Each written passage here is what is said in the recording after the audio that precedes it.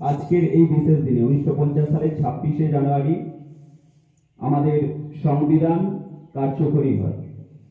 সংবিধান বলতে আমরা শুধুমাত্র আইনি দলিল নয়, সংবিধান হচ্ছে আমাদের জাতীয় আত্মা, আমাদের আদর্শ এবং ভবিষ্যতের পথ নির্দেশক।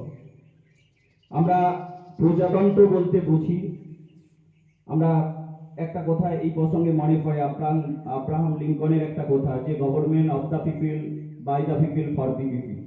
আমরা এটা জানি যে গণতন্ত্র, আমরা সংবিধানের কথা বলি, সংবিধানে বারবার এটা বলা হয়, সংবিধান সবসময় জনগণের দ্বারা, জনগণের এবং জনগণের জন্য পরিচালিত সরকার হবে। এই দেশ কোনো রাজা বা কোনো শাসকের নয়, এই দেশ আমাদের সাধারণ মানুষের।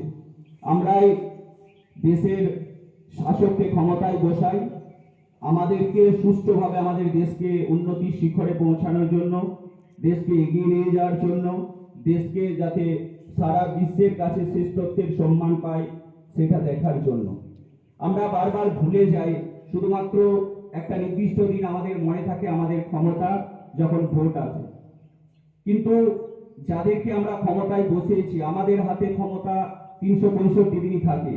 যদি আমরা আমাদের জাতি, ধর্ম, বর্ণ নির্বিশেষে আমরা এক থাকি, আমাদের দেশ এমন একটা দেশ, ভারতবর্ষ দেশ, সেখানে ইউনিটি ইন ডাইভার্সিটির কথা বলা হয়, বৈচিত্র্যের মধ্যে ঐক্য।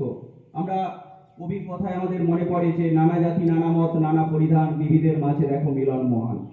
এতগুলো দেশ, আমাদের দেশের এতগুলো ভাষা, এত ধর্ম, সংস্কৃতি, বৈচিত্র্য, এত কিছুর পরেও আমরা সেই অখণ্ড থাকা, এক থাকা, সেটা থাকতে আমরা ভুলে যাই। আমরা নিজেদের ক্ষুদ্র স্বার্থ চরিতার্থতা করার জন্য আমরা নিজেদেরকে আলাদা করে ফেলি এবং আমাদের যে মূল লক্ষ্য, আমরা যেহেতু দেশের জনগণ, আমাদের প্রত্যেকের দায়িত্ব আছে। আজকে অনুষ্ঠানের শুরু থেকেই দেখছিলাম, মানে তোমরা ছাত্র, আগামী দিনে তোমরা দেশের ভবিষ্যৎ হবে।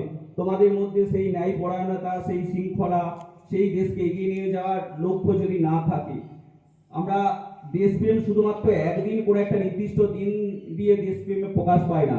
আমাদের প্রতিদিনের কাজের মধ্যে, আমাদের প্রতিদিনের চলা, কথাবার্তা, আমাদের ব্যবহার, আমাদের কর্ম, প্রতিটার মধ্যে আমাদের দেশপ্রেমের প্রতিফলন থাকবে।